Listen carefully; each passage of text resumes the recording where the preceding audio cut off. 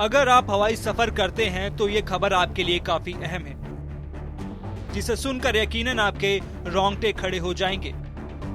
सोचिए जरा, अगर आप हवाई जहाज में 37,000 फीट की ऊंचाई पर उड़ रहे हों और पायलट गहरी नींद में सो जाए तो क्या होगा? जी हाँ, यह हकीकत है। दरअसल एक ऐसी ही घटना अफ्रीकी देश इथियोपिया से सामने आई है, जिसे सुनकर हर कोई हैरान है।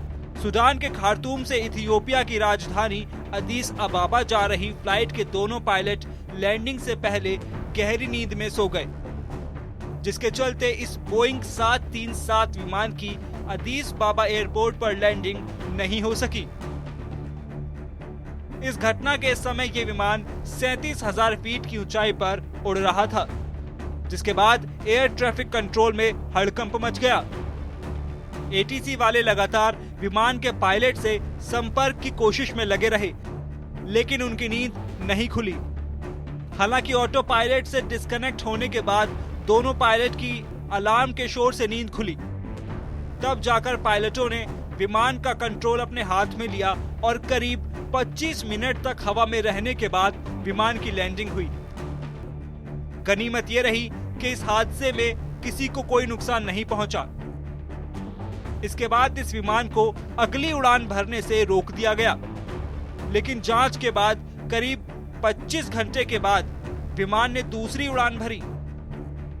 इस घटना की जानकारी एविएशन सर्विलांस सिस्टम ADS-B के डेटा ने शेयर की, जिसमें विमान की फ्लाइट की एक तस्वीर भी पोस्ट की गई है। तस्वीरों में विमान को अदीस अबाबा हवाई अड्डे के पास घूमते हुए दिखाया गया है। तो वहीं पूरे मामले पर एविएशन एनालिस्ट एलेक्स मैक्रास ने ट्वीट करते हुए कहा कि ये घटना गंभीर चिंता का विषय है।